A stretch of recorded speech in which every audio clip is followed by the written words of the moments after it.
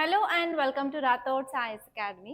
So ఈరోజు ఏంటంటే మనం 30 జూలై 2024లో వచ్చిన కరెంట్ అఫైర్స్ తెలుగులో చూద్దాం. సో ఈరోజు కొన్ని ముఖ్యమైన ఆర్టికల్స్ అయితే ఉన్నాయి. ఒకసారి అవి ఏంటో వాటి గురించి డీటెయిల్ అనాలిసిస్ అనేది ఈ క్లాస్లో చూద్దాం. సో నేను ఇక్కడ హైదరాబాద్ ఎడిషన్ తీసుకుంటున్నాను. సో ఫస్ట్ పేజ్లో వచ్చేసరికి మనకి అంత ఇంపార్టెంట్ ఆర్టికల్స్ అయితే నాకు ఎక్కడ కనిపించలేదండి. సో మీరు దాన్ని సింపుల్గా స్కిప్ చేయండి. సో ఇక్కడ మన సిటీ పేజ్ చూసుకున్నట్టయితే Telangana records 1800 dengue cases from January to July, over 60% from Hyderabad. So ఏంటంటే ఈ డెంగ్యూ వ్యాధి అనేది దోమ కాటుతో వస్తుంది. ఎస్పెషల్లీ ఏడిస్ ఈజిప్ట్ అనే మస్కిటో అంటే దోమ కరవడం వల్ల మనకు వస్తుంది అనమాట, కుట్టడం వల్ల. సో అది ఎక్కడ కుడుతుందంటే నార్మల్గా ఈ మెడ పార్ట్లో మనకి డే టైంలో కుట్టినట్టయితే ఈజీగా ఈ డిసీజ్ అనేది స్ప్రెడ్ అవుతుంది. సో ఇక్కడ మీరు చూడాల్సిన టాపిక్ ఏంటి అంటే డెంగ్యూ. ఓకే, డెంగ్యూ అనే టాపిక్ మీరు చూడాలా. సో ఇది వచ్చేసి మనకి సైన్స్ అండ్ టెక్నాలజీలో చదువుకుంటారు మీరు జిఎస్ పేపర్ 3లోను. అండ్ ఈ సైన్స్ అండ్ టెక్నాలజీలో మనకి డిసీజెస్ అనే చాప్టర్ ఉంటుంది. ఓకే, ఈ డిసీజెస్లో నేను ఇంతకుముందు చెప్పినట్టు నాన్ కమ్యూనికబుల్ అనేది ఒకటి ఉంటుంది, అలాగే కమ్యూనికబుల్ అనే డిసీజ్ అనేది ఉంటుంది. కమ్యూనికబుల్ అంటే మనం ఒకరితో మాట్లాడుతున్నప్పుడు కాకపోతే మన థింగ్స్ అని షేర్ చేసుకున్నప్పుడు ఈజీగా స్ప్రెడ్ అయ్యేది. ఫర్ ఎగ్జాంపుల్ కరోనా అనమాట. అండ్ అలాగే నాన్ కమ్యూనికబుల్ అంటే మనం ఎంత టచ్లో ఉన్నా కూడా ఈ డిసీజ్ అనేది ఒకరి నుంచి ఒకటి స్ప్రెడ్ అవ్వడం జరగదు. For example BP, sugar, liver సంబంధించిన వ్యాధులు కానీ, క్యాన్సర్ కానీ అలాంటివి నాన్ కమ్యూనికబుల్ అనమాట. సో ఇక్కడ మీకు ఏదైనా ఒక డిసీజ్ అనేది న్యూస్లో ఉన్నట్టయితే మీరు కంపల్సరీ దాని మీద ఫోకస్ చేయాల్సిన అవసరం అయితే ఎంతగానో ఉంది. సో ఈ డిసీజ్ దేని వల్ల కలుగుతుంది? ఇది ఒక వైరస్ వల్ల కలుగుతుంది అనమాట. సో ఈ పాయింట్ మీరు గుర్తుంచుకోవాలి. ఎందుకంటే డెంగ్యూ అనేది అమీబా వల్ల వస్తుంది, లేకపోతే బ్యాక్టీరియా వల్ల వస్తుంది అని కూడా క్వశ్చన్స్ అనేది మీకు అలా కన్ఫ్యూజన్ చేయాలి పిల్లల్ని అని చెప్పి అలా ఇవ్వడం జరుగుతుంది. కాబట్టి సో ఎగ్జాక్ట్గా డిసీజ్ దేని వల్ల కలుగుతుందో మీరు చూసుకోవాలి. అండ్ ఇది వచ్చేసి మస్కిటో వల్ల, మస్కిటోస్ కాటు వేయడం ఆర్ కుట్టడం వల్ల వస్తుంది. నాట్ కాటు కాదు, కుట్టడం వల్ల. సో ఈ మస్కిటో అన్నది దాని పేరు ఒకటి ఉంటుంది, ఏడిస్ ఈజిప్టే మస్కిటో. సో అది గుర్తుపెట్టుకోవాలి. అండ్ డెంగ్యూ వచ్చిన తర్వాత మనకి సైన్స్ అండ్ సిమ్టమ్స్ ఏమేమి ఉంటాయి ఒకసారి అది కూడా చూసుకోవాలి. అండ్ దీనికి సంబంధించిన వ్యాక్సిన్ ఏదైనా ఉందా చూసుకోవాలి. అలాగే ట్రీట్మెంట్ ఏంటి, దీన్ని మనం ఎలా అరికట్టాలి అంటే ఎస్పెషల్గా చూసుకున్నట్టయితే ఈ మస్కిటోని ఎలా కంట్రోల్ చేయాలి. అండ్ ఈవెన్ మనకి GHMC greater Hyderabad municipal corporation కూడా చాలా స్టెప్స్ అనేది తీసుకుంటుంది. అయినప్పటికీ ఈ మస్కిటో స్ప్రెడ్ అనేది జరుగుతుంది అనమాట. అండ్ ఈ కేసెస్లో 60% కేసులు మన హైదరాబాద్ నుంచే వచ్చాయన్నమాట. సో ఇది కూడా మీరు గుర్తుపెట్టుకోవాల్సిన విషయం. సో నెక్స్ట్ మీరు వేరే పేజ్లోకి వెళ్ళినట్టయితే ఇక్కడ ఎడిటోరియల్లో 3 ఆర్టికల్స్ చాలా ఇంపార్టెంట్గా కనిపిస్తున్నాయి. ఒక దాని తర్వాత ఒకటి మనం క్లియర్గా చూద్దాం ఈ క్లాస్లో. Human failure. సో మీ అందరికీ తెలుసు కదా, ఢిల్లీలో రాజ్ ఐఏఎస్ ఇన్స్టిట్యూట్లో 3 అయితే మరణించడం జరిగింది. ఎందుకంటే అర్బన్ ఫ్లడ్స్ వల్ల, ఎస్పెషలీ సెల్లార్లో వాళ్ళకి స్టడీ హాల్స్ అనేవి ప్రొవైడ్ చేయడం వల్ల అక్కడ సడన్గా వాటర్ రష్ అనేది పెరగడం వల్ల ఏంటంటే 3 అయితే మరణించారు. సో ఈ ఆర్టికల్ ఎందుకు న్యూస్లో ఉంది అంటే బేస్మెంట్ ఫ్లడ్డింగ్ అనేది ఒకటి ప్రివెంటబుల్. సో మనం హ్యూమన్స్ తలుచుకున్నట్టయితే అది ఒక ప్రివెంట్ చేసే విషయం అనమాట. అలా ప్రివెంట్ పోవడం వల్ల మనకి ఇలాంటి డిజాస్టర్ అనేది వచ్చింది అని చెప్పడం అయితే జరిగింది. సో ఇక్కడ మీరు ఫోకస్ చేయాల్సింది ఏంటి అంటే డిజాస్టర్ అంటే UPSC aspirants death. UPSC aspirants death, it is a man made disaster అంటాము. ఓకే, సో ఇది మనం ఏ సబ్జెక్ట్ కింద చదువుకుంటాము అని అన్నట్లయితే మనకి జిఎస్ పేపర్ 3లో డిజాస్టర్ మేనేజ్మెంట్ ఉంటుంది కదా. సో అక్కడ మనం ఈ ఆర్టికల్ని రిలేట్ చేసుకోవచ్చు. అదే కాకుండా మనకి జిఎస్ పేపర్ 1 జియోగ్రఫీలో అర్బనైజేషన్ అనే టాపిక్ ఉంటుంది కదా. సో ఆ అర్బనైజేషన్లో ఉన్న ప్రాబ్లమ్స్ ఏంటి, సో ఆ ప్రాబ్లం వల్లే ఈ అఘాతం అనేది జరిగిందనమాట. సో దాంట్లో మనం కనెక్ట్ చేసుకోవచ్చు. అదే కాకుండా మనకి జిఎస్ పేపర్ 3లో సైన్స్ అండ్ టెక్నాలజీ అనేది ఉండడం జరుగుతుంది. ఈ సైన్స్ అండ్ టెక్నాలజీలో ఏంటి అంటే మనం ఎలాంటి టెక్నాలజీ యూజ్ చేయడం వల్ల ఇలాంటి డిజాస్టర్స్ని డిక్రీజ్ చేయొచ్చు. ఆ పాయింట్ మీరు చదువుకుంటాము. అదే కాకుండా మనకు జిఎస్ పేపర్ 1, 2లో సొసైటీ అండ్ సోషల్ ఇష్యూస్ ఉంటుంది కదా, సో అక్కడ కూడా మనం ఈ టాపిక్ని చదువుకుంటాం అన్నమాట. సో ఈ టాపిక్ వచ్చేసి మనకి డిజాస్టర్ మేనేజ్మెంట్లోను, జోగ్రఫీలోను, సైన్స్ అండ్ టెక్నాలజీ అండ్ సొసైటీలో అన్నిట్లలో మనకి ఉపయోగపడుతుంది అనమాట. సో ఒక్కసారి మనం క్లియర్ కట్గా ఈ ఆర్టికల్ని చూసినట్టయితే ఏం చెప్తుంది అంటే బేస్మెంట్ వరదల్లో ఐఏఎస్ అభ్యర్థుల మరణాలను నివారించగలగాలి అని అంటున్నారు అనమాట. సో ఇక్కడ మీరు చూసుకున్నట్టయితే 3 అయితే చనిపోవడం జరిగింది ఐఏఎస్ ఆస్పిరెంట్స్. ఎక్కడంటే న్యూఢిల్లీలో ఒక కోచింగ్ సెంటర్లో బేస్మెంట్లో ఫ్లడ్డింగ్ అనేది జరగడం వల్ల. సో ఇది ఒక ప్రివెంటబుల్ హ్యూమన్ ఫెయిల్యూర్ అని చెప్పచ్చు. అండ్ అదే కాకుండా మనకి ప్రాపర్గా ఇన్ఫ్రాస్ట్రక్చర్ అనేది లేకపోవడం అండ్ ఆల్సో బేస్మెంట్స్ మనం మిస్యూజ్ చేసుకుంటున్నాం. నార్మల్గా అండర్ గ్రౌండ్ దేనికి యూజ్ చేస్తారు? పార్కింగ్ పర్పస్ యూజ్ చేస్తారు. అయినప్పటికీ ఏంటంటే కోచింగ్ సెంటర్స్ అక్కడ ఢిల్లీలో చాలా ఎక్కువ అవడం వల్ల ప్లేస్ అనేది చాలా తక్కువగా ఉంటుంది కదా. సో అక్కడ మీరు చూసుకున్నట్టయితే ఒక్కొక్క చిన్న చిన్న రూమ్లలో ఒక్కొక్క ఐఏఎస్ అకాడమీ ఉంటుంది. సో ఇది ఫ్యాక్ట్, ఇది రియల్. సో వాళ్ళు ఏం చేస్తారు అంటే బేస్మెంట్లో చైర్స్ వేసేసి డైరెక్ట్గా బోర్డు పెట్టేసి క్లాసులు నడిపిస్తూ ఉంటారు. అలాగే కాకుండా ఆ బేస్మెంట్స్ని మన స్టడీ హాల్లో కూడా యూజ్ చేసుకుంటారు. సో అలా మనం మిస్యూజ్ అనేది చేసుకోవడం వల్ల, ప్రాపర్ సెక్యూరిటీ అండ్ సేఫ్టీ అనేది ప్రొవైడ్ చేయలేకపోవడం వల్ల ఏంటంటే ఇలాంటి ఆఘాతం జరిగింది అని చెప్తున్నారు. అండ్ మీరు ఇంకొన్ని పాయింట్స్ చూసినట్టయితే ఇక్కడ హ్యూమన్ ఓవర్ సైట్ అనేది జరిగింది. సో ఈ కోచింగ్ సెంటర్స్ ఏంటంటే సిస్టమిక్ ఫెయిల్యూర్ ఉన్నాయి, అలాగే వాళ్ళ సేఫ్టీ స్టాండర్డ్స్ రెగ్యులేషన్స్ ఏం ఫాలో అవ్వలేదు. సో దానివల్ల ఏంటి అంటే ఇలాంటి విషాదాలు అనేది చోటు చేసుకోవడం జరుగుతుంది అని చెప్పారు. అండ్ నెక్స్ట్ వచ్చేసి ఈవెన్ అర్బన్ ప్లానింగ్లో కూడా, సో అర్బన్ ఏరియాస్లో ఎస్పెషల్లీ ఒకటేసారి పాపులేషన్ ఇంక్రీజ్ అవ్వడం వల్ల ఈ అర్బన్ ఏరియాస్ని కూడా స్ప్రెడ్ చేయాలి కదా. సో అలా స్ప్రెడ్ చేయడం వల్ల ఇన్అడిక్వేట్ ప్రాపర్గా ఒక ప్లానింగ్ అంటూ లేకుండా స్ప్రెడ్ చేయడం వల్ల కూడా ఇలాంటి ప్రాబ్లమ్స్ అనేవి వస్తాయి. అదే కాకుండా ఏవైతే ఇన్స్పెక్షన్స్ పర్మిషన్స్ ఉండాలో ప్రాపర్గా అవన్నీ ఫాలో అవ్వకుండా దట్ కోచింగ్ సెంటర్స్ నడిపించడం వల్ల కూడా ఇలాంటి విషాదాలు అనేవి జరుగుతాయి. అదే కాకుండా మన దగ్గర ర్యాపిడ్గా అర్బనైజేషన్ అనేది ఇంక్రీజ్ అవుతుంది. దానివల్ల మన దగ్గర ఇన్ఫ్రాస్ట్రక్చర్ మీద ప్రెషర్ అనేది ఇంక్రీజ్ అవుతుంది. దానివల్ల మనం అన్సేఫ్ బిల్డింగ్ ప్రాక్టీసెస్ అనేది ఫాలో అవ్వడం వల్ల కూడా ఇలాంటివి జరుగుతాయి. సో దీనికి ఏంటంటే ఎప్పుడైనా సరే అర్బన్ ఫ్లడ్స్ వచ్చినప్పుడు మనకి ఇప్పుడే కాదు ఎన్నోసార్లు మనకి అర్బన్ ఫ్లడ్స్ అనేవి వస్తూనే ఉంటాయి ప్రతి సంవత్సరం. చెన్నై ఫ్లడ్సే కానివ్వండి, బెంగళూరు ఫ్లడ్సే కానివ్వండి, హైదరాబాద్ ఫ్లడ్సే కానివ్వండి. సో అట్లాంటప్పుడు మనం కొన్ని ఫ్లడ్ మిటిగేషన్ టెక్నిక్స్ అనేది ఫాలో అవ్వాలి. అంటే నాన్ పోరస్ వాల్స్ కాకుండా కొన్ని పోరస్ వాల్స్ కానీ, డ్రైనేజ్ సిస్టమ్ ప్రాపర్గా ఉంచుకోవడం కానీ, సో బిల్డింగ్స్ అనేది ఫ్లడ్డింగ్కి రెసిస్టెంట్గా ఉండడం కానీ, సో అలాంటి డెవలప్మెంట్స్ అనేది చేయాలా.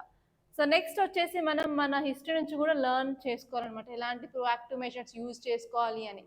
అండ్ అదే కాకుండా కమ్యూనిటీ అవేర్నెస్ అనేది కూడా చాలా ఇంపార్టెంట్ అనమాట. సో అంటే ఇలాంటి ఇన్సిడెంట్స్ వచ్చినప్పుడు పీపుల్ చేయాల్సిన స్టెప్స్ ఏంటి, ఎలా వాటిని వాళ్ళు అరికట్టాలి, అదే కాకుండా ఇలా వచ్చినప్పుడు ఎలాంటి యాక్షన్ తీసుకోవాలని కొంచెం అవేర్నెస్ అని కూడా ఉండాలి అని చెప్పడం జరిగింది. సో నేను ఇక్కడ ఒక మెయిన్స్ క్వశ్చన్ ఇచ్చాను. న్యూఢిల్లీ కోచింగ్ సెంటర్లో ఇటీవల నేల మాలిగలు, వరదలు సంభవించడం వంటి విషాదాలను నివారించడంలో పట్టణ ప్రణాళిక మరియు పాలనా పాత్ర గురించి చర్చించండి.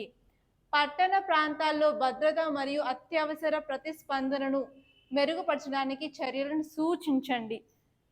సో ఇలా మీకు క్వశ్చన్ అనేది రావడం జరుగుతుంది కంపల్సరీ. మీరు గ్రూప్స్ కానీ, మీరు యూపీఎస్సీ కానీ, ఎక్కడైనా డిస్క్రిప్టివ్ ఎగ్జామ్ ఉంటే మాత్రం కరెంట్ అఫైర్స్ బేస్డ్ క్వశ్చన్స్ అయితే కంపల్సరీ. సో మీరు ప్రిపేర్ అవ్వాల్సిందే. అండ్ నెక్స్ట్ టాపిక్ వచ్చేసరికి problem with India's blocking of the Chinese. So ఇక్కడ ఏంటంటే నార్మల్గా మన ఎకానమీలో మనం ప్రాపర్గా స్కిల్ లేదని అందరికీ తెలుసు. స్కిల్ లేకపోవడం వల్లే నిరుద్యోగత అనేది చాలా పెరుగుతుంది. ఇండియాలో ప్రస్తుతం 9.2% ఆఫ్ అన్ఎంప్లాయ్మెంట్ అయితే ఉండడం జరిగింది కదా. సో ఏంటి అంటే దాన్ని మనం ఒక ప్రాబ్లంగా పరిగణిస్తున్నాము. మన ప్రాబ్లం ఏంటంటే స్కిల్ లేదు. స్కిల్ లేనప్పుడు ఏం చేస్తున్నాము, చైనా నుంచి స్కిల్ ఉన్న వర్కర్స్ని తీసుకొని మన ఎకనామీని డెవలప్ చేసుకోవడానికి ట్రై చేయొచ్చు కదా. కానీ ఇప్పుడు మనకున్న ప్రాబ్లం ఏంటి అంటే 2019 నుంచి ఈ చైనీస్ స్కిల్డ్ వర్కర్స్కి ఇచ్చే వీసాస్ అనేవి తగ్గిపోయాయి అని ఈ ఆర్టికల్కి చెప్తుందనమాట. దానికి సంబంధించిన వివరాలు క్లియర్గా ఈ ఆర్టికల్లో ఏమి ఇచ్చారో చూద్దాం. సో ఈ ఆర్టికల్ వచ్చేసి మనకి ఇంటర్నేషనల్ రిలేషన్స్లో యూజ్ అవుతుంది, అలాగే మన జిఎస్ పేపర్ 3లో ఎకనామీలో కూడా యూజ్ అవడం జరుగుతుంది అనమాట. సో ఇక్కడ మీరు చూసుకున్నట్టయితే భారతదేశం యొక్క ఆర్థిక వృద్ధి ఎక్కువగా విదేశీ నైపుణ్యం మీద ఆధారపడి ఉంటుంది, ముఖ్యంగా చైనా నుండి. సో మన యొక్క ఎకనామిక్ సిస్టమ్ అనేది ఇప్పుడు ఇండియాలో స్కిల్ గ్యాప్ ఉంది కాబట్టి చైనా నుంచి మనకి స్కిల్డ్ వర్కర్స్ అనేది కంపల్సరీ కావాలి అని ఆర్టికల్ అయితే చెప్తుంది అనమాట. సో కానీ ఇండియాలో ఏం జరుగుతుంది అంటే చైనా వర్కర్స్కి ఇచ్చే వీసాస్ని కంట్రోల్ చేస్తుంది, అంటే తక్కువ చేసింది. అండ్ రీసెంట్గా మన department of promotion for industry and internal trade కూడా ఏంటంటే మన దగ్గర సిగ్నిఫికెంట్ స్కిల్ గ్యాప్ అనేది ఉంది కాబట్టి మనం ఏంటంటే చైనా నుంచి స్కిల్ వర్కర్స్ తీసుకురావాలి అని చెప్పడం జరిగింది. సో ఇక్కడ మీరు కీ పాయింట్ చూసినట్టయితే మనందరికీ, మన బ్యూరోక్రసీకి తెలుసు, మన గవర్నమెంట్కి తెలుసు మన దగ్గర స్కిల్ సరిగా లేదు, మనకి స్కిల్ కావాలి అని. అయినప్పటికీ వాళ్ళు సరిగా యాక్షన్ అనేది తీసుకోవట్లేదు. సో మన దగ్గర డిస్కనెక్షన్ ఉంది అనమాట, అంటే రికగ్నిషన్కి అండ్ యాక్షన్ తీసుకోవడానికి. సో అలా యాక్షన్ తీసుకోవడం వల్ల ఏంటి అంటే ఇమీడియట్ సొల్యూషన్స్ అనేది తీసుకురావచ్చు అని చెప్తుంది అనమాట. సో నెక్స్ట్ వచ్చేసి 2019 నుంచి వీసా అనేది తక్కువ చేశారు అని చెప్పడం అయితే జరిగింది. అండ్ నెక్స్ట్ వచ్చేసి మనకి టెక్నికల్ ఎక్స్పర్టైజ్ కూడా ప్రాపర్గా లేదు, కానీ అది చాలా ఇంపార్టెంట్. టెక్నికల్గా వాళ్ళకి ఎక్స్పీరియన్స్, వాళ్ళు కొంచెం ఎక్స్పర్ట్స్ అయినట్టయితే టెక్నాలజీకి చాలా యూస్ అవుతుంది. దానివల్ల మనం ప్రాపర్గా మెషినరీస్ కానీ ప్రాపర్ ఎకనామిక్ ఆపర్చునిటీస్ కానీ తీసుకురావచ్చు. కాకపోతే ఇండియాలో ఇది లేకపోవడం వల్ల ఏంటంటే మనకి స్కిల్ గ్యాప్ అనేది ఉంది, అదే కాకుండా మెషినరీ కూడా ప్రాపర్గా లేదు, అండ్ దానివల్ల మనకి ఎకనామిక్ ఆపర్చునిటీస్ కూడా లాస్ అవ్వడం జరుగుతుంది అని చెప్పారనమాట. సో నెక్స్ట్ వచ్చేసి మన ఎడ్యుకేషన్లో కొన్ని బ్యారియర్స్ అయితే ఉండడం జరిగింది. సో ఇండియాలో ఎడ్యుకేషన్లో కొన్ని షార్ట్ కమింగ్స్ అయితే ఉన్నాయి. సో ఎస్పెషలీ ఏంటి అంటే మనకి ఎడ్యుకేషన్లో కూడా కొన్ని రీఫార్మ్స్ అనేది తీసుకురావాలి. అండ్ రీఫార్మ్స్ తీసుకొచ్చిన తర్వాత మనం ఏంటంటే స్కిల్ని ఇంప్రూవ్ అయితే చేయాల్సిన అవసరం అయితే ఎంతగానో ఉంది. అండ్ నెక్స్ట్ వచ్చేసి foreign expertise versus national security.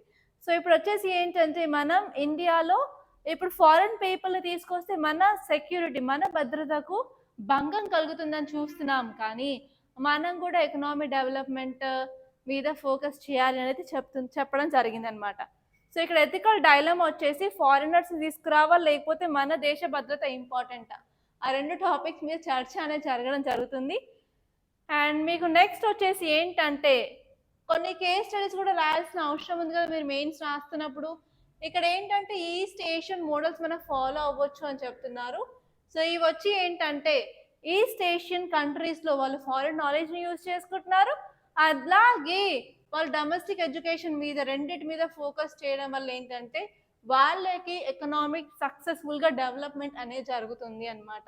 So అలాగే మనం ఇండియాలో కూడా ఫోకస్ చేయాల్సిన అవసరం ఉంది అని చెప్తున్నారు. సో నెక్స్ట్ వచ్చేసి economic growth at risk. So ఇలా మనం డిఫరెంట్ ఇష్యూస్ని మనం కంట్రోల్ చేయలేదు అంటే మన ఎకనామిక్ గ్రోత్ అనేది రిస్క్లో ఉంటుంది. దాన్ని మనం ఎక్కువ కంపల్సరీ స్ట్రెస్ చేయాల్సిన విషయం, మనం దాన్ని చూసుకోవాలి, తొందరగా దాన్ని క్లియర్ చేసుకోవాలని చెప్తున్నారు అనమాట. సో నేను ఇక్కడ మెయిన్స్ క్వశ్చన్ ఇచ్చాను, సో కంపల్సరీ దీనికైతే ఆన్సర్ చేయడానికి అయితే ట్రై చేయండి. అండ్ నెక్స్ట్ వచ్చేసి any further delay in census taking in perilous, అంటే ఈ ఆర్టికల్ వచ్చేసి సెన్సస్ డేటా గురించి చెప్తుంది అనమాట. Okay, census data.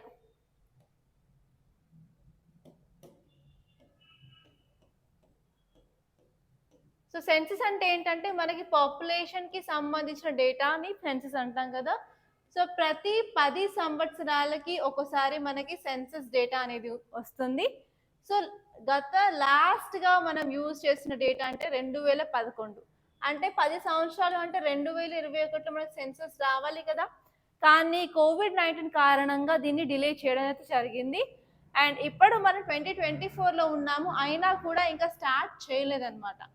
సో దానివల్ల ఏంటి అంటే ఇంపాక్ట్ ఏముంటుంది, ఏ సెక్టార్లో ఏమేమి ఇంపాక్ట్ ఉంటుంది అని ఆర్టికల్ అయితే చెప్పడం జరిగింది. ఈ ఆర్టికల్ వచ్చేసి మనకి డిఫరెంట్ సబ్జెక్ట్స్లో ఇంపార్టెంట్. మనకి జిఎస్ పేపర్ 2లో వచ్చేసి గవర్నెన్స్ లో చదువుకుంటాము. నెక్స్ట్ జిఎస్ పేపర్ 3లో వచ్చి ఎకనామీలో చదువుకుంటాము. అదే కాకుండా మనకి జిఎస్ పేపర్ 1, 2 కలిపి సొసైటీ అండ్ సోషల్ ఇష్యూస్లో కూడా చదువుకుంటాం.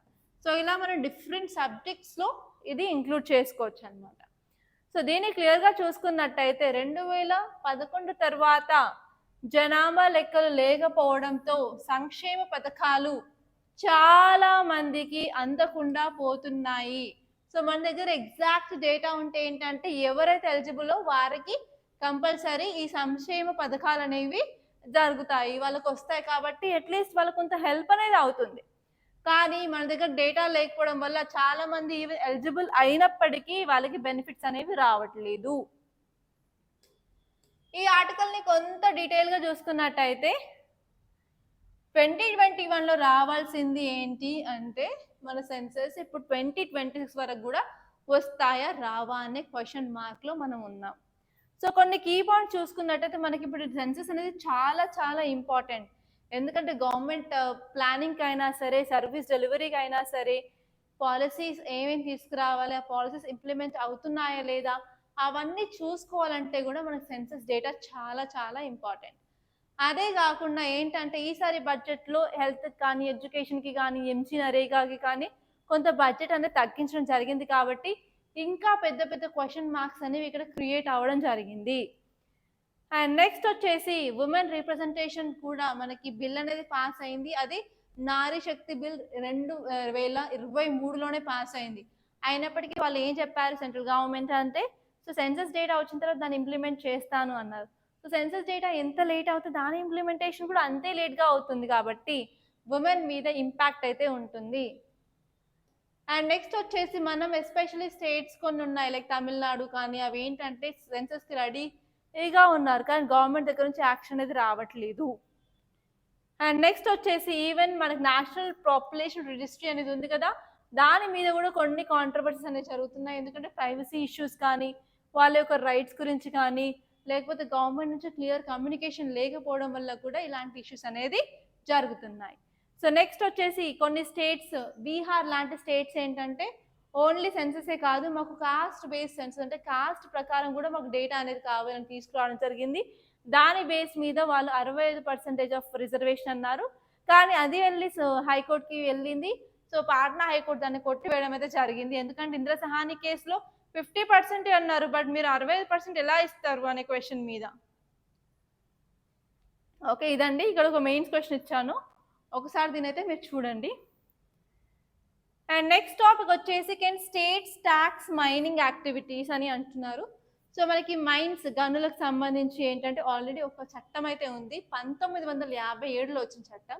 ఆ చట్టం ఏం చెప్పింది అంటే సెంట్రల్ గవర్నమెంట్కి ఎక్స్క్లూజివ్ పవర్స్ ఇచ్చింది ట్యాక్స్ కలెక్ట్ చేయడానికి.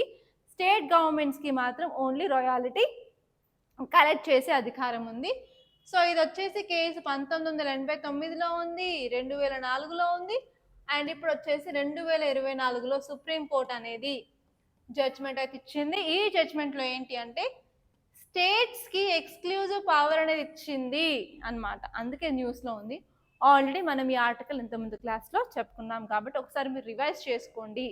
జస్ట్ 2 minutes మనం ఏం చదువుకున్నామో ఒకసారి గుర్తు తెచ్చుకోవడానికి అయితే మీరు కంపల్సరీ ట్రై చేయాల్సిన అవసరం అయితే ఎంతగానో ఉంది. గుర్తు తెచ్చుకుంటేనే గుర్తొస్తాయి, లేకపోతే గుర్తుకు రావు, అంతే కదా.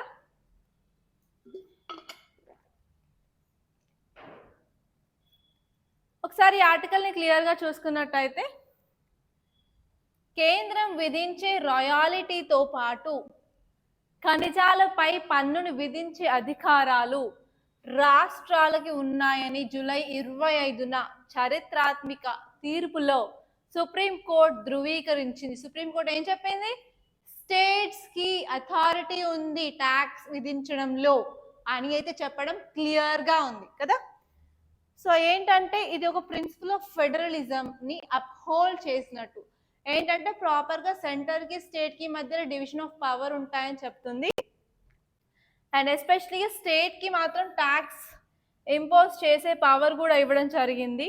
ఏ యాక్ట్ కింద అంటే ఈ యాక్ట్లో మాత్రం అంటే parliament mines and minerals development and regulation యాక్ట్లో సెంట్రల్ గవర్నమెంట్కి పవర్ ఉంది. కానీ దాన్ని మనకి స్టేట్కి మనకి ట్రాన్స్ఫర్ చేసింది ఎవరు అంటే సుప్రీంకోర్టు. అండ్ నెక్స్ట్ వచ్చి స్టేట్కి ఎంపవర్మెంట్ అనేది ఇచ్చింది. అంటే స్టేట్కి ఎప్పుడైనా సరే ఇలాంటి పవర్ వచ్చినప్పుడు స్టేట్కి రెవెన్యూ అనేది జనరేట్ అవుతుంది. ఆ రెవెన్యూతో ఏంటి అంటే డెవలప్మెంట్ ప్రాజెక్ట్స్ అనేది చేయొచ్చు. అండ్ వెల్ఫేర్ ప్రాజెక్ట్స్ మీద సోషల్ బెనిఫిట్ కానీ సోషల్ వెల్ఫేర్ ఎకనామికల్లీ ఎవ్రీథింగ్ దాంట్లో పాసిబుల్ అవుతుంది. సో నెక్స్ట్ వచ్చేసి రాయల్టీ అండ్ ట్యాక్స్కి మధ్య డిఫరెన్స్ అనేది మనకి క్లియర్ కట్గా తెలిసింది. అదే కాకుండా కోఆపరేటివ్ ఫెడరలిజం అనేది కూడా స్టేట్కి సెంట్రల్కి మధ్యలో ఇంప్రూవ్ చేయడం అయితే జరుగుతుంది. ఓకే, సో అదనమాట ఇది చెప్పింది. అండ్ నెక్స్ట్ టాపిక్ వచ్చేసి project tiger will displace 5.5 lakh tribals అనే రిపోర్ట్ అనేది చెప్పడం జరిగింది. సో ఏంటంటే గ్లోబల్ టైగర్ డే సెలబ్రేట్ చేసుకుంటాం కాబట్టి ఒక రిపోర్ట్ అనేది రిలీజ్ చేశారు. అండ్ ఈ రిపోర్ట్లో ఏం చెప్తుంది అంటే మనం టైగర్స్ ప్రాజెక్ట్స్ మీద ఫోకస్ చేసి టైగర్ని మనం సంరక్షణ చేశాము అంటే 5.5 లక్షల ట్రైబల్ జాతి వాళ్ళు ఏంటంటే డిస్ప్లేస్ అవ్వాల్సిన అవసరం ఉంది అని చెప్పి ఈ రిపోర్ట్ చెప్తుంది. సో దీని మీద ఏంటంటే మీరు ఆలోచించి ఇది కరెక్టేనా కాదా. అండ్ నెక్స్ట్ వచ్చేసి ఒకవేళ వాళ్ళని ఒక ప్లేస్ నుంచి ఒక ప్లేస్కి తరలించాలి అంటే గవర్నమెంట్ ఎలాంటి స్టెప్స్ తీసుకోవాలి. సో మీరే ఒక డిస్ట్రిక్ట్ కలెక్టర్ అయినట్టయితే మీరు ఎలాంటిది స్టెప్స్ తీసుకుంటారో కూడా కొంచెం చూడండి ఒకసారి. అండ్ ఎంతమంది మూవీ చూసారు? ఫర్ ఎగ్జాంపుల్ మీరందరూ ఆ మూవీ చూసారు. ఆ మూవీ పేరు గుర్తుకు రాదు సడన్గా, అదేంటో మరి. అనుష్క ఉంటుంది, అనుష్క ఐఏఎస్ ఆఫీసర్. మూవీ పేరు ఏంటండి, నాకు అంత ఐడియా రావట్లేదు. ఏంటంటే ట్రైబల్ వెల్ఫేర్ ఎస్పెషల్లీ ఒక ప్రాజెక్ట్ కోసమని కొన్ని గ్రామాలను ఖాళీ చేయిస్తారు. అందులో ఒక ఎంపీ ఉంటాడు, కొంచెం ఆయన ఫ్రాడ్ చేయడం వల్ల తను జైల్లో ఉంటుంది. కొంచెం హారర్ మూవీ టైప్లో తీశారు, గుర్తుకు రావట్లేదు ఆ నేమ్. సో గుర్తొచ్చిన వాళ్ళు చెప్పండి. అందులో మందార అనే సాంగ్ కూడా ఉంటుంది. That is one of my favourite song, Bhaagamathie. Yes, Bhaagamathie. So ఆ బాగ్మతి మూవీలో ఏంటి అంటే ఒక ప్రాజెక్ట్ తీసుకురావడం వల్ల చాలా మందికి మేలు కలుగుతుందని చెప్పి ట్రైబల్ పీపుల్ని డిస్ప్లేస్ చేయడం జరుగుతుందన్నమాట. సో అలా ఇప్పుడు ఈ ప్రాజెక్ట్ వల్ల పీపుల్ 5.5 లక్షల పీపుల్ని డిస్ప్లేస్ చేయాల్సి ఉంది అని చెప్పి ఈ ప్రాజెక్ట్ రిపోర్ట్ అని చెప్తుంది. ఒకసారి మీరు దీన్ని క్లియర్గా చూడండి. సో ఈ ఆర్టికల్ మీరు చూసుకున్నట్టయితే గ్లోబల్ టైగర్ డే సందర్భంగా విడుదల చేసిన నివేదిక ప్రకారం ప్రాజెక్ట్ టైగర్ భారతదేశంలోని దాదాపు 5.5 లక్షల మంది స్కెడ్యూల్డ్ తెగలు మరియు అటవీ నివాసులను నిర్వసిస్తులను చేస్తుంది. అంటే వాళ్ళని డిస్ప్లేస్ చేయడం జరుగుతుంది అని చెప్తున్నారు. సో ఇక్కడ ఏంటంటే చాలా మందిని 5.5 లక్షల మంది అంటే తక్కువ మంది కాదు కదా. సో అదనమాట ఇక్కడ మనం చూసుకునేది. సో ఇక్కడ మనం యానిమల్స్ని ఫోకస్ చేయాలా లేకపోతే హ్యూమన్ ఇంపార్టెంటా? యానిమల్స్, హ్యూమన్స్ ఏది ఇంపార్టెంట్ అనేది first question, first dilemma. And next వచ్చేసి చాలా మందిని ఇంతకుముందు కూడా చాలా ప్రాజెక్ట్స్ మీద డిస్ప్లేస్ చేశారు. అయినప్పటికీ వాళ్ళ ప్రెసెంట్ కండిషన్ ఏంటో వాటి మీద చూసుకోవాలి. ఫర్ ఎగ్జాంపుల్ నర్మదా బచావ్ ఆందోళన చేశారు. సో ఈవెన్ ఇప్పటికీ కూడా వాళ్ళకి ప్రాపర్ రీహాబిలిటేషన్, రీకన్స్ట్రక్షన్ అనేది రాలేదు. అండ్ నెక్స్ట్ వచ్చేసి కొన్ని ఏరియాస్లో ఎస్పెషల్లీ మధ్యప్రదేశ్ అండ్ రాజస్థాన్లో ఏంటంటే ఎక్కువ మందిని డిస్ప్లేస్ చేయాల్సిన అవసరం ఉంది. ఎందుకంటే ఈ టైగర్స్ అనేవి గ్రాస్ ల్యాండ్స్లో మాత్రమే ఉంటాయి. గ్రాస్ ల్యాండ్స్ వచ్చేసి ఈ ఎంపీలో, రాజస్థాన్లో ఉండడం జరిగింది కాబట్టి ఆ స్టేట్స్కి ఎక్కువ బర్డెన్ అనేది ఉంటుందన్నమాట. అండ్ అలాగే ఇట్లా పీపుల్ని ఒక ప్లేస్ నుంచి ఒక ప్లేస్కి వెళ్ళగొట్టేస్తే ఏంటంటే హ్యూమన్ రైట్స్ అనేది కూడా ఒక ఇంపార్టెంట్ ఇష్యూగా ఉంది. అండ్ నెక్స్ట్ వచ్చేసి మనం ఈ పాలసీని మళ్ళీ ఇంకొకసారి రీఎవాల్యుయేట్ చేయాల్సిన అవసరం కూడా చాలా ఉంది అన్నమాట. సో ఇవన్నీ మీరు చూసుకోవాల్సిన ఇంపార్టెంట్ విషయాలు. అండ్ అదే కాకుండా పీపుల్కి అవేర్నెస్ కూడా చాలా చాలా ఇంపార్టెంట్ అన్నమాట. సో మీరు ఇక్కడ ప్రాజెక్ట్ టైగర్ గురించి చూసుకున్నట్టయితే 1973లో దీన్ని తీసుకురావడం జరిగింది. అండ్ ఈ ప్రాజెక్ట్లో ఏంటంటే టైగర్స్ని సర్వైవల్ చేయడం కానీ, మెయింటెనెన్స్ కానీ, వాళ్ళ యొక్క న్యాచురల్ హ్యాబిటాట్స్ని ప్రొటెక్ట్ చేయడం కానీ చేస్తారనమాట. సో ఇక్కడ నేను ఒక మెయిన్స్ క్వశ్చన్ ఇచ్చాను, ఒక్కసారి దీన్ని క్లియర్గా చూడండి. అండ్ మళ్ళీ మనం ఒకసారి పేపర్లోకి వెళ్ళినట్టయితే ఇక్కడ వచ్చేసి quad calls for end to violence in Ukraine, Gaza and Myanmar. అంటే క్వాడ్ అంటే 4 దేశాల కూటమి అనమాట. ఇండియా ఉంటుంది, యుఎస్ ఉంటుంది, ఆస్ట్రేలియా ఉంటుంది అండ్ జపాన్ ఉంటుంది. సో ఇవి 4 తెలుసుకోవాలి మీరు. అండ్ నెక్స్ట్ వచ్చేసి ఇక్కడ ఒక ఆర్టికల్ ఉంది, centre likely to move ILO against it's India employment report. So ILO employment report తీసుకొచ్చింది, బట్ ఇండియా దాన్ని యాక్సెప్ట్ చేయట్లేదు. ఒకసారి ఆ రిపోర్ట్ ఏంటో చూసుకోవాలా. అదేంటంటే ఇండియా ఎంప్లాయ్మెంట్ రిపోర్ట్ 2024. సో ఇవండి ఇంపార్టెంట్ ఆర్టికల్స్ మన న్యూస్ పేపర్లో వచ్చినాయి. సో ఇంతటితో నేను ముగిస్తున్నాను. సో ముగించే ముందు ఒక చిన్న అనౌన్స్మెంట్ చేయాలనుకుంటున్నారు. సో మీలో ఎంతమంది టీఎస్పీఎస్సీ గ్రూప్ 1కి ప్రిపేర్ అవుతున్నారు? సో టీఎస్పీఎస్లో మనకు సైన్స్ అండ్ టెక్నాలజీ ఒక పేపర్ ఉంది కదా 150 మార్క్స్కి. అండ్ అలాగే మీరు యూపీఎస్సీ కూడా ప్రిపేర్ అవుతున్నట్టు అయితే సైన్స్ అండ్ టెక్నాలజీ యూపీఎస్సీలో ప్రిలిమ్స్కి ఉంటుంది, అలాగే మెయిన్స్కి కూడా ఉంటుంది కదా. సో ఇక్కడ మన రాథోడ్ సైన్స్ అకాడమీలో సైన్స్ అండ్ టెక్నాలజీ క్లాసెస్ అనేవి స్టార్ట్ అవుతున్నాయి. ఎప్పుడు అంటే ఆగస్ట్ 6వ తారీఖు నుంచి ప్రతిరోజు మీకు 4 గంటల క్లాస్ ఉంటుంది. 9 నుంచి 1:30 వరకు, మధ్యలో ½ అన్ అవర్ బ్రేక్ అనేది ఉండడం జరుగుతుంది. సో ఇక్కడ ఏంటంటే మన క్లాసెస్ ఎవరు అంటే సిన్హా సార్ తీసుకోవడం జరుగుతుంది. సుకృత్ సిన్హా, అతను ఒక ఎక్స్ ఐడిఎస్ ఆఫీసర్ అనమాట. అతనికి ఒక 12 నుంచి 13 సంవత్సరాల ఎక్స్పీరియన్స్ అయితే ఉందన్నమాట.